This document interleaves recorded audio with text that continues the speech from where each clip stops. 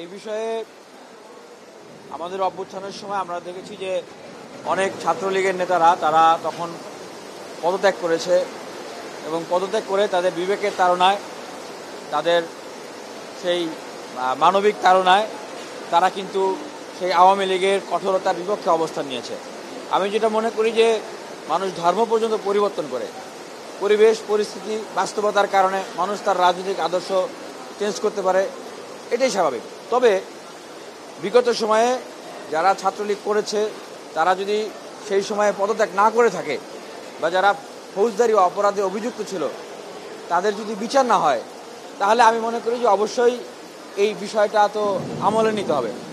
আর এক্ষেত্রে হাইকোর্টে যদি রিট হয়ে থাকে, আমি মনে করি যে মহামান্য হাইকোর্ট বিষয়টি পুঙ্খানুপুঙ্খভাবে বিচার বিশ্লেষণ করবেন এবং মহামান্য হাইকোর্ট সেই বিষয়ে রায় প্রদান করবেন। আসলে এই এস.এম. ফরহাদ, যিনি আপনার সমাজ কল্যাণ ইনস্টিটিউটের ছাত্রলীগের পদে ছিলেন, এটা ঢাকা বিশ্ববিদ্যালয়ের মানে সবার কাছেই এই জিনিসটা জানা। এবং আমি তো ঢাকা বিশ্ববিদ্যালয়ে বিগত 8 বছর থেকে এখানে অ্যাক্টিভিজম করি এবং যেই সময় হলগুলোতে নির্যাতন নিপীড়ন হতো। আপনার প্রিয় কাপড়ের যত্নে এলো এনজাইম সমৃদ্ধ Arik silver wash detergent powder 500 গ্রাম মাত্র 70 টাকা। প্রিমার্ক। ছাত্র শিবির তো ছিল না এতদিন ক্যাম্পাসে, অভ্যুত্থানের পরে তারা আস্তে আস্তে আত্মপ্রকাশ করলো। তো সেই সময়ে কেউ প্রতিবাদ না করলেও আমরা ক্যাম্পাসে ওপেনলি পলিটিক্স করেছি।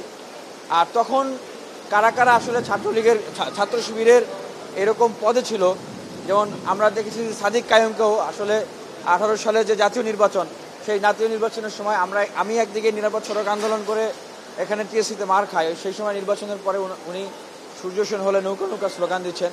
হ্যাঁ, একজন শিক্ষার্থী হয়তো সেই সময়ের পরিস্থিতির কারণে দিতে পারে, কিন্তু একই সাথে একটা ছাত্র সংগঠনের পদ হোল্ড করা, আবার পাশাপাশি ছাত্রলীগের সাথে মিটিং মিছিল করা, এই জিনিসগুলো তো একটা কনফ্রন্টেশন। আর যেহেতু এটার একটা নৈতিকতার একটা ভিত্তি আছে, রাজনৈতিক আদর্শের একটা জায়গা আছে, তো এটা আসলে একটা ছাত্র সংগঠন কিভাবে পারে। আমরা তো ছাত্র অধিকার পরিষদ, তো আমাদের ছেলেমেয়েরা তো এটা কখনোই করবে না এবং এটা আমাদের পলিসিতেও নাই।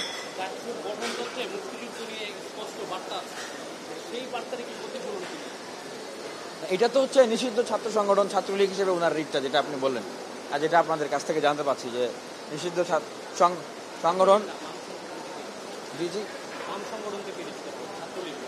না না, বলতেছি যে এস.এম. ফরহাদের যে গ্রাউন্ড থেকে রিট করা হয়েছে, যিনি নিষিদ্ধ ছাত্র সংগঠন ছাত্রলীগে ছিলেন এবং সেখান থেকে তিনি পদত্যাগ করেন নাই এবং উনি সেখানে ছাত্রলীগের পদে ছিলেন, এই বিষয়ে উনার যে বক্তব্য শুনেছিলাম, উনি বলেছিল যে উনি জানেন না নাকি যে তাকে এখানে পদ দেওয়া হয়েছিল। তাহলে উনি তো এটাকে অস্বীকারও করেন নাই যে মানে আমাকে কেন এই আমার নামটা কেন এখানে, উনি কিন্তু প্রতিবাদও করেন নাই। তো উনি যে জানেন না, এইটা আমরা কিভাবে বিশ্বাস করব? উনি তো প্রতিবাদ করতে পারতেন এবং পরবর্তী সময়েও কিন্তু এইটার মানে খুব ক্লারিফিকেশন কোনো কিছু কিন্তু দেয় নাই। কারণ আমাদের ছাত্র অধিকার পরিষদ যারা করে বা ছাত্রদল যারা করে বা বাম ছাত্র সংগঠন যারা করে, তাদের কারো নাম তো ছাত্রলীগের প্যাডে কোনোদিন দেখেছেন? দেখেন নাই। তো ওনাদের নাম কিভাবে ছাত্রলীগের প্যাডে যায়? কারণ যদি উনি বলেন যে আমি জানি না, আর ভাই আপনি একটা ছাত্র সংগঠন করেন, হ্যাঁ, ছাত্র সংগঠনের পদ হোল্ড করতেছেন, আপনার নাম আরেকটা